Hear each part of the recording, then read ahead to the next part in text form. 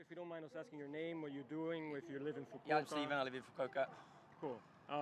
So you came out here today. First of all, actually, I want to say we admire the braveness, or like you want to stand for what you believe in. Of course. Be a little closer. A little closer, yeah, if you don't mind. Sorry. So first of all, what made you come out here today? So I've been a long-term sort of campaigner against injustice, so in England, so dating back to anti-apartheid in South Africa and so on. And so I think the Palestinian cause is one that's gone on for way too long, and it's just one of the things that sort of really, is from deep within, from a long-standing opinion and so on. So so I always make a point.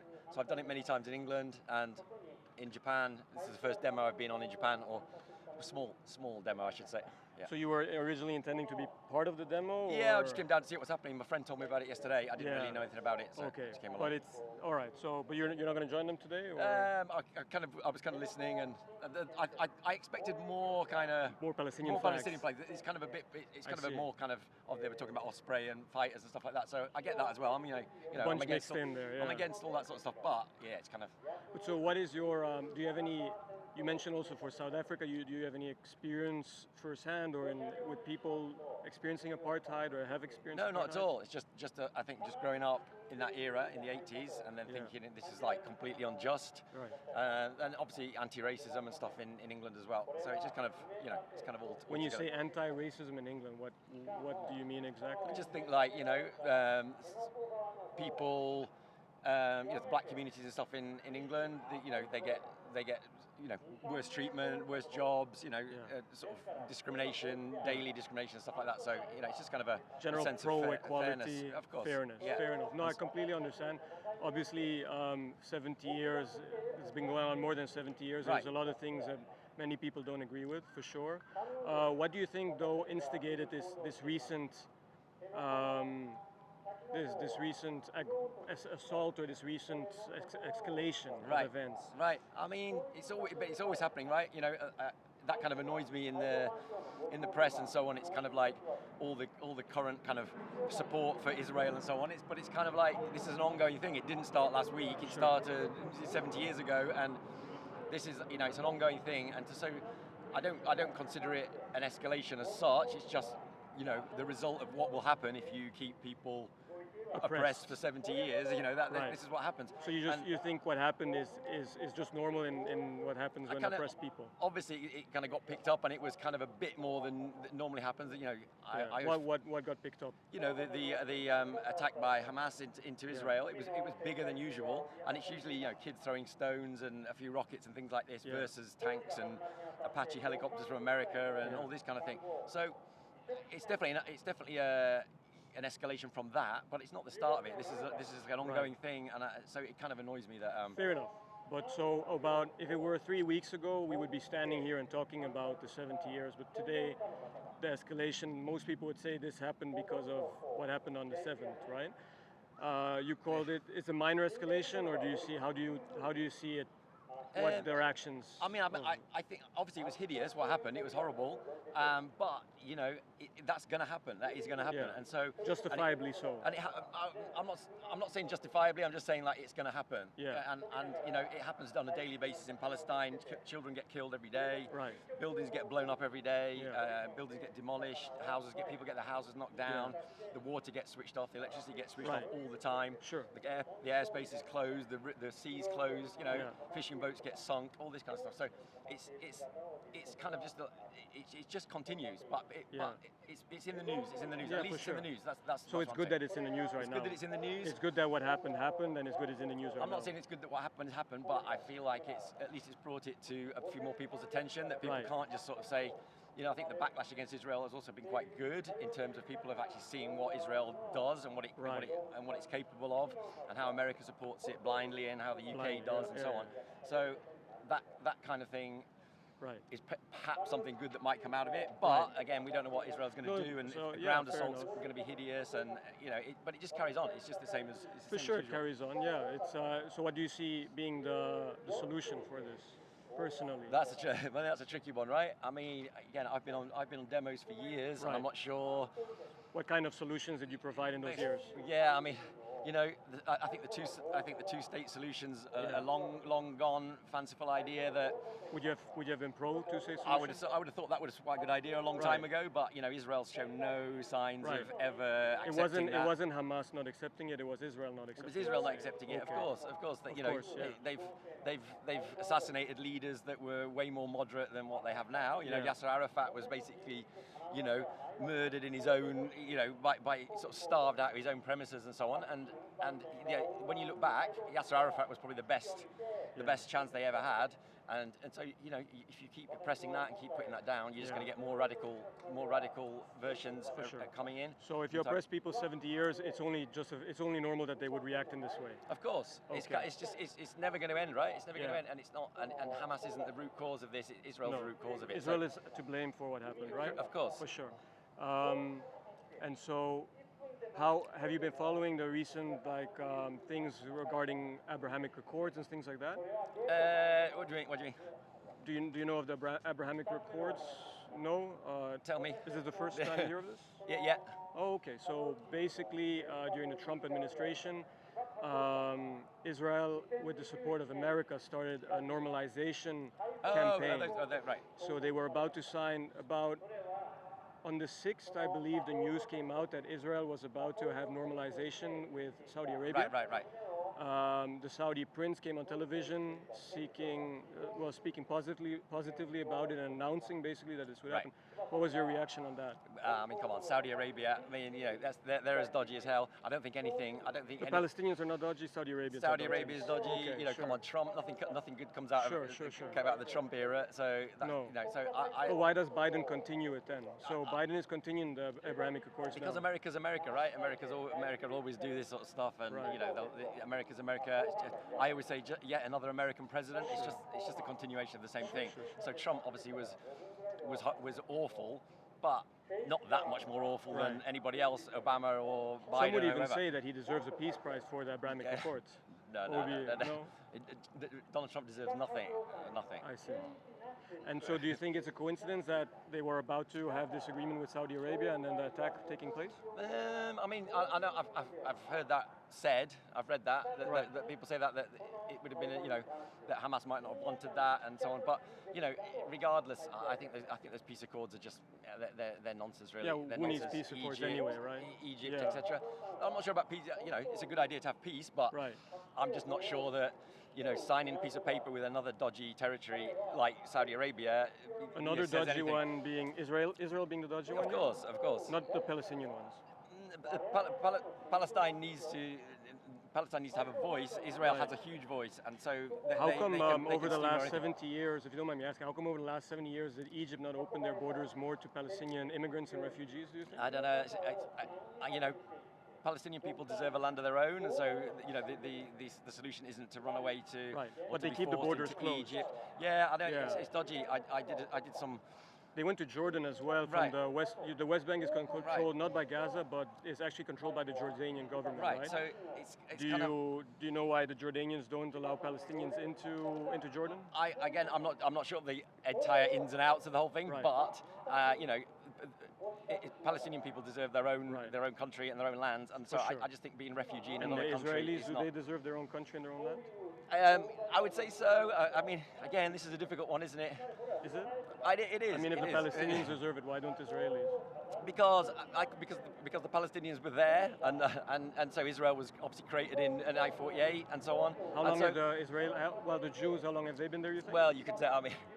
People say 2,000 years, 3,000, whatever. Just recently. Right? How long would you say of recent, like 18th century forward? 1948, when Israel was created, right? So, and I think that's kind of a. Even though the Zionist movement was already created in the 19th century and people were already going to Israel, right? Of course, you could go back historically for many years, and I don't know the whole entire ins and outs. So people have got a claim. Jewish people have got a claim. Christians have got a claim. The Palestinians have a bigger claim. I think so. I think so because Israel. When they were going to create Israel, they kind of thought, right, where should we put it? And lots of different ideas were sort of thought about at the time. Yeah. And so it just happened to be there. I guess England had a spare bit of land that they thought, it'll be fine. Yeah. So that whole kind of thing just kind of. Well, before there was the Ottomans, right? Again, I'm not sure about the entire history, but. Yeah. And so, have you heard of Black September in Jordan by the PLO? Yes, of course. Okay. So do you think that has any effect on why Jordan is not eager or inclined to help the Gazan population? I'm not sure about the regional No. regional politics of I Jordan. see. So I see. Wait, everything all right? Yeah, yeah. Sorry. What do you think is happening to the hostages right now being held in Gaza? God, I mean, that's awful, isn't it? I have no idea. Seems like I it's about 200 plus people. I mean, you hope that they're being treated well and so on, but I'm not sure. So two people got released this morning, right? And Yeah. you know, 2 Americans. yeah. I mean, I don't know. I mean, it's awful. It's awful. But I mean, you know, there's you know, people have been taken hostage before in Lebanon and so on. You know, Terry Waite from England, he was in prison Even for many Japanese years. people were taken hostage by IS. Right. Yes. Oh, yeah, I mean, that's awful. You know, it's awful. It's awful. You Why? know, none of this is good. None of this is good, right? It's not helping the situation, right? It's not helping. So why do you think they're not releasing the hostages? I don't know. Who knows what their end game is? Right. What do you think Hamas's end game is? That's it. I don't know. Honestly, when it happened, I was like, I don't get how this is gonna Help anyone, right? Yeah, it's like, where's this going? And people were cheering on the streets. Yeah, I don't know. Maybe, but it's kind of like, how's this?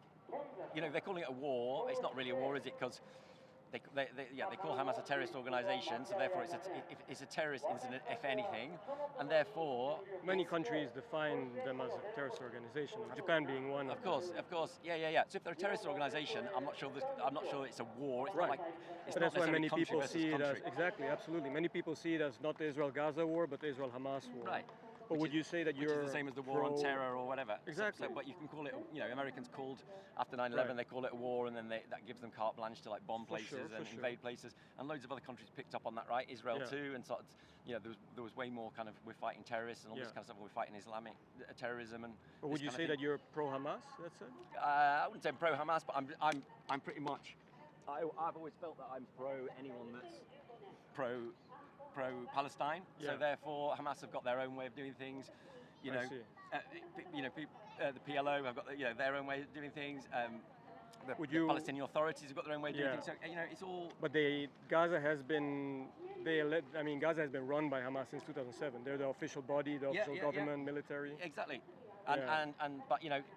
But they're for the Palestinian people. Israel never liked that. Of course, you know, there was.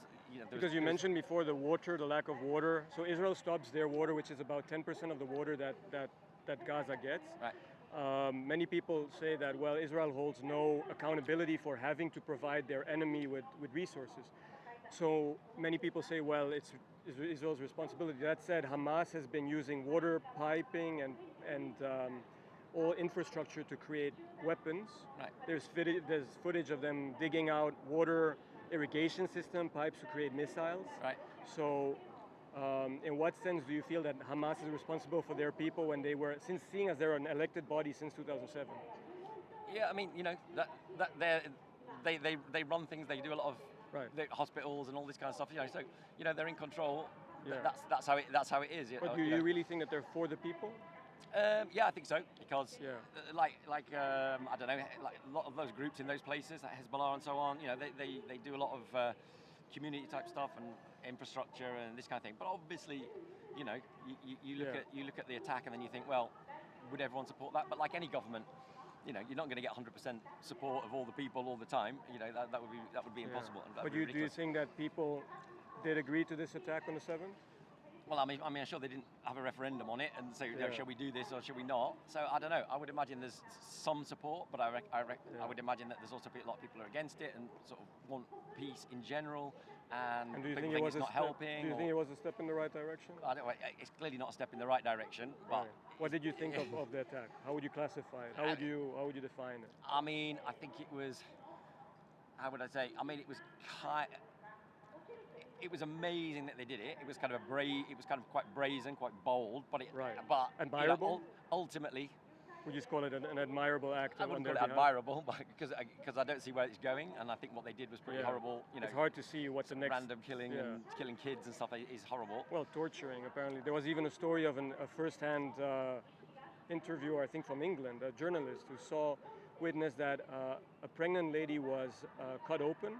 The baby with the umbilical cord still attached was taken out, shot in the head, and the mother was also shot in the head. Right. I mean, that's disgusting. If that happened, you know, it's disgusting. So. But would that be classified as a terror attack or a regular attack? Well, I don't know. Well, I would say, according to you? well, If somebody did this in London, how would you feel?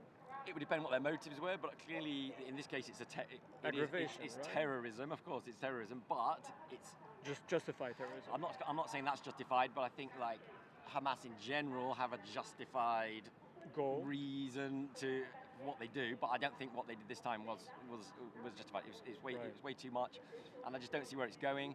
And I could see if it was the start of a huge campaign with thousands and thousands of soldiers and whatever. Well, it was about maybe 2,000 something soldiers, and now over 10,000 are involved. I mean, that's going to get you nowhere against Israel, right? Because they've got, with all the military might and helicopters and guns and bombs and stuff.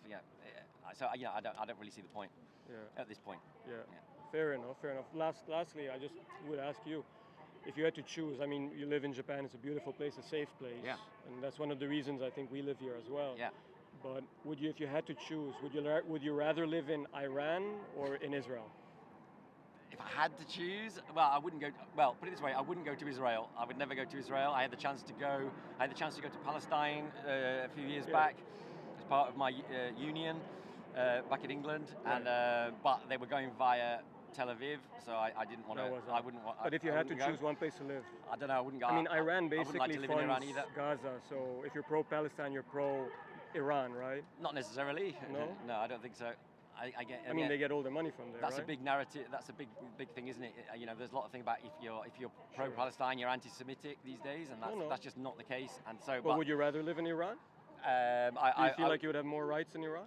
I think you'd probably have fewer rights, but I'm a white guy. Israel. I'm a white guy and I'm British, so I probably do better off in Israel, but I wouldn't go there just out of principle because I just don't think it's right. Why would you be better off in Israel? Because white Christians are, I'm not Christian either, but white, you're not going to get abuse, or you're not going to get. You can have the same rights as an Israeli, basically. You're not going to have the same rights as a Palestinian who have basically no rights. That's true. But at least you have rights as a gay person, or as somebody who doesn't know how they even want to identify, or as a person accustomed to Western standards. Israel would be more along the lines of where you're. I would probably think so. Okay, understood. Well, that's all I wanted to ask for today. Thank you very much. No problem. Hope you have a great day. Yeah, and you guys all live. You all live in. We live here in the area. We're going to be interviewing around here. So if you want to add anything later. around somewhere. Really? Yeah, I think so. Maybe. Yeah, I've been here a while. We've been here at least 5, 6 years both. Right. So yeah, maybe see each other soon. Okay, have a good day. Thank Cheers. you. Bye.